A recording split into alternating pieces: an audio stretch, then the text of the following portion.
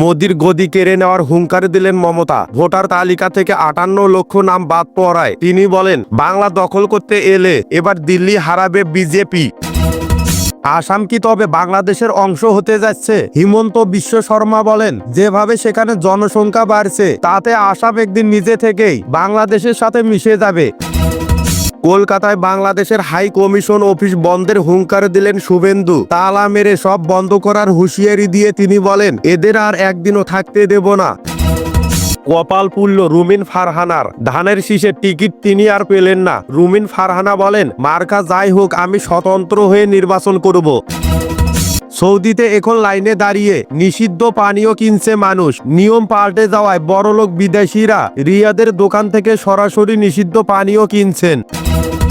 ভারত বাংলাদেশে চোখ দিলে পাকিস্তানের মিসাইল কিন্তু দূরে নয়। কামরান উসমানী বলেন, ইন্ডিয়া শয়তানি করলে পাকিস্তান ও বাংলাদেশ এক হয়ে জবাব দেবে। নরেন্দ্র মোদীকে দেখলে চীন ও রাশিয়াও জমের মতো ভয় পায়। সুনীল শর্মা বলেন, বাংলাদেশ নিয়ে মোদী চুপ থাকবেন না, তিনি বড় পদক্ষেপের হুঁশিয়ারি দিয়েছেন।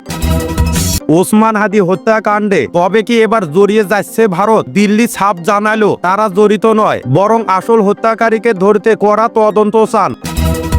বিএনপি ছেড়ে স্বতন্ত্র হয়ে নির্বাচন করার ঘোষণা দিলেন রুমিন ফারহানা। তিনি বলেন, বহিষ্কার হওয়ার আগেই সম্মানের সাথে আমি দল ছাড়ব।